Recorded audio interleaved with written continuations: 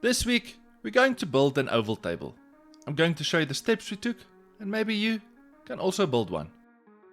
Starting off my project, we are going to use rustic oak. And we're going to start by cutting all our pieces to size. To size, I mean slightly bigger than your table than what you are originally planning for, because we're going to cut our table down to its final size later on. And as I mentioned, the specific wood species we're using is called rustic oak. Now there's so many different species of oaks on the market, but we like using rustic oak because it's got beautiful knots, which a lot of people sees as a reject. Starting off, I pre-packed my planks in the way I think the table is going to look best. Then I got one of my friends to cut me a card box in the shape of an oval. That's obviously going to be the shape of my table. And I'm going to place it on top of my wooden table that hasn't been glued up yet together.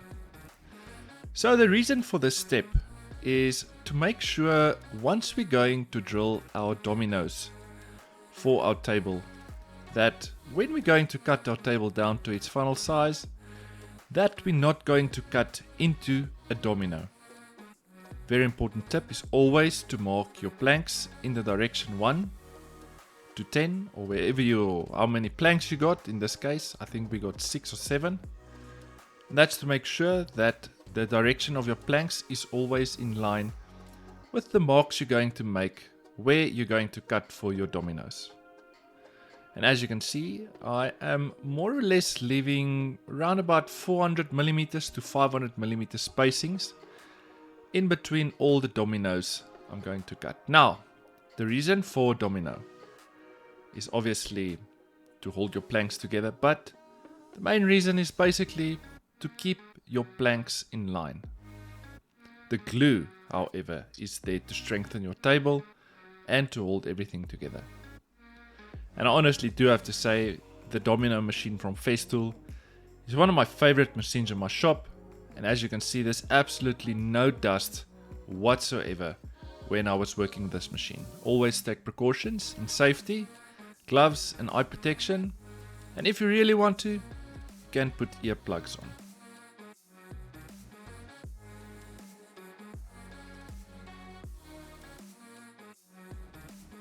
Moving to the next step in our project, and that's obviously to do all the glue ups.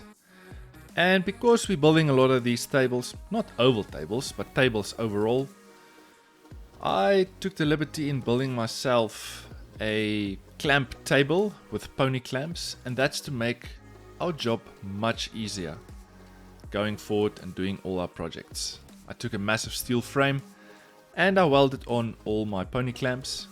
So the max table I can build for the clamp table I pre-built is, I think, 3.3 meters by about 1.4 meters high. So I can really build big tables with this clamp table. Always remember to spread a little bit of glue so that you have a very good bond between your planks. And we're not really shy in using glue, because once you're going to clamp your pieces together, all the glue is going to squeeze out. That's not going to be needed in your table. This is also a very satisfying part, to see that your work is really accurate and, as always, a perfect fit.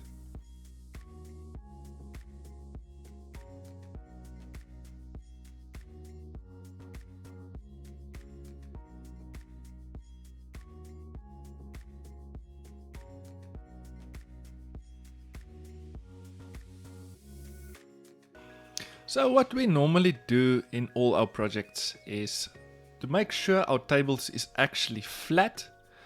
We got this very strong, very thick steel beam we clamp onto our table. We take a water level and actually make sure before the table is going to dry that it's actually level. This is a very critical step, because the pony clamps, sometimes when you clamp too tight, the table does bow a lot. And I hope this tip is going to help you guys in building straight tables. This is a very crucial part in your build. Now it's time for me to load my table on my van. Firstly, take it to our supplier that's got a very big drum sander to sand my table, basically to remove the glue and to make sure my table is 100% flat. Then I took my table to one of my other friends, which has got a very big CNC machine, and he basically put the oval table on his computer, put it on the system, and the CNC machine is literally doing all the work. How I originally wanted to do it for the video specifically is to got the same friend to cut me a MDF sheet that's going to be the size of my table, place it on top of my wooden table, and use my router. So my router bit is basically going to run onto the MDF sheet as a guide. But in our case, we are in December, which we have a lot of orders and I really haven't got time, and I asked my friend just to cut it for me. Moving to the next step, I obviously mentioned that we are using rustic oak. Now rustic oak, it's got a lot of knots, it's got a lot of character, it's got a lot of cracks, and I'm just busy cleaning my table because I'm going to fill those holes and voids with black epoxy. This is very critical because you don't want loose ends, bark, softwood, dust to be inside these cracks whatsoever.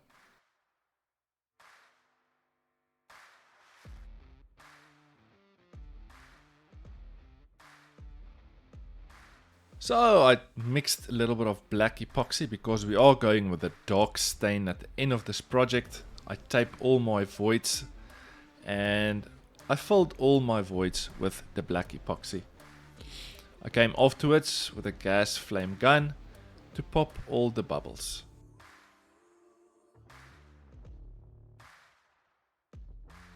So if you guys enjoy my content and you guys do want to learn more on how to build tables or any other exclusive furniture, you guys are more than welcome to support the channel by liking this video, subscribing to our channel, and hitting the notification button so you don't miss out on any future content we're posting. Our main goal for the channel is to post a video every week consistently, and I do have to say we consistently posted each week a project, a very unique project, consistently for the last year. So we're going to try and keep that trend. And if you guys do want to learn more, we're obviously doing a lot of epoxy tables and trying to help everyone out there to build successful tables. Make sure you subscribe and hitting the notification button. So the next step in our project, once our epoxy was dried, we are going to start sanding with our Rotex machine. And I do want to point out quickly, using the Rotex machine without the Festool dust extraction system, see how much dust a normal orbital sander makes with no dust extraction. And this is one thing I honestly do have to say, working with the Festool system for the last 2 years, is that we have minimum dust in our shop. As you can see with the dust extractor, there's literally almost no dust whatsoever. When we sand, when we router, anything we do, it's a one system. You just plug it into all your tools and the dust is basically gone. So I got my same friend that was cutting the oval shaped table for us on his CNC machine to make me a bow tie jig. And there was this nasty crack underneath our table, which I thought to myself, let's rather close it with a bow tie than decline to call me in a few months saying his table is cracking. And we are thinking of making these jigs available for everyone. So if you guys are interested in one of these jigs, leave me a comment down below. If there's enough interest, we will obviously start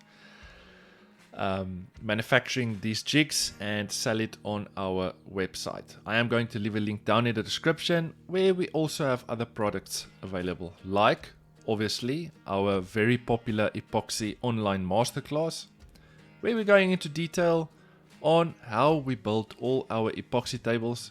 We're making all our information available, showing you all the mistakes we previously made so you don't have to. So you can build your first epoxy table successfully. Now, just going to give you guys a quick rundown, which was a massive failure in this project. The client showed us a triangle shape wooden base that we tried to copy, and this was a massive failure. We ended up manufacturing the base out of steel, which gave us a more stable table at the end of the day. Now, I do have to say the picture the client showed me was a very thin wooden base, which we originally thought from the beginning to use very thicker and wider wood from the start to make sure we are not going to have a wobbly table. Now I'm just doing my glue ups, cutting my frame to size, doing more glue ups, and going through all this effort. Our table was still too wobbly. You'll see in the video to follow, but we can't obviously give the client a product like this.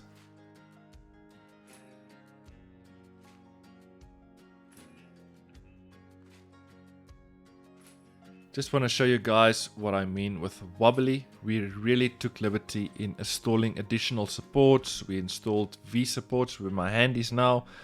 We installed braces going through to the other side of the table. At the end of the day, the joint at the bottom where the one wooden leg is going down isn't stable enough. As you can see, this was a massive failure for us, a massive learning curve. The back was very strong, as you can see, but the front was too wobbly. So I contacted the client and I told her that we literally tried everything. We'd done additional supports and the concept just didn't work. So I convinced the client to do the same frame just with steel. And I do have to say, this took the wobbly away from our project, and we definitely learned a lot when it came to wooden and steel bases.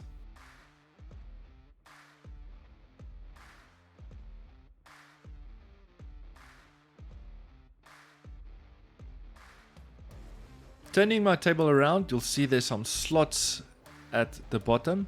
Now these slots are basically C-channels we bought, and this is to keep the table stable at all times. For the future, if there's any wood movement, then we know for certain that our table is going to be stable. So this is how the underside is going to look. And we are just basically marking where we need to apply holes, where we need to fasten the base to our wooden table.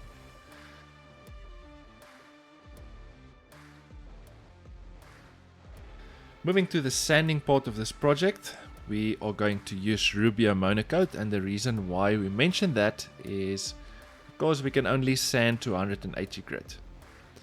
Sanding our table down, starting with 80 grit, going down all the way to 180 grit, using my Festool ETS5 finishing sander to make sure we got a very smooth surface on our table.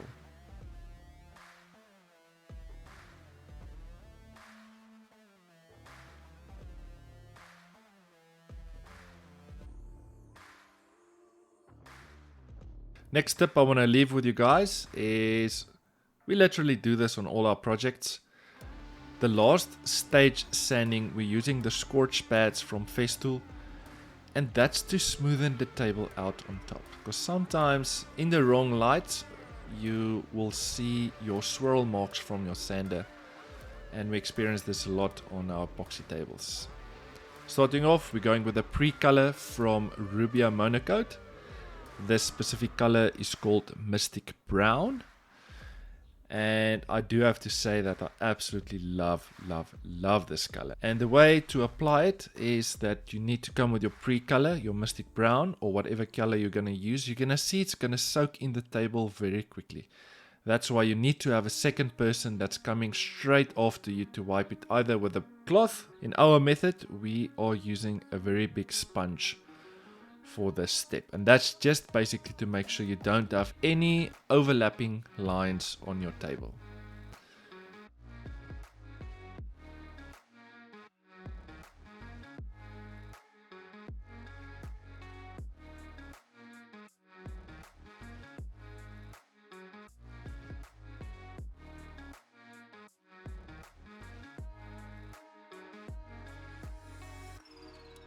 Coming back the next day, we are using Rubio Monocoat Pure 2C oil to seal our table on top. This is a very easy application as well. You just get your applicator pad from Rubio Monocoat and you just apply the oil on your table. What I love about Rubio Monocoat is that you do have so many maintenance products they do have to offer, which you can always offer the client also afterwards, because that's the one question we always get is from the client: how do you do maintenance on your table? And Rubio is presenting and offering a lot of aftercare products to make sure your table is going a very long way, and you're going to give this to your grandchildren at the end of the day. I hope you guys enjoyed this week's project. Before you go, make sure you subscribe, like, and I'll see you guys next week with another super cool video. Thanks guys. Cheers.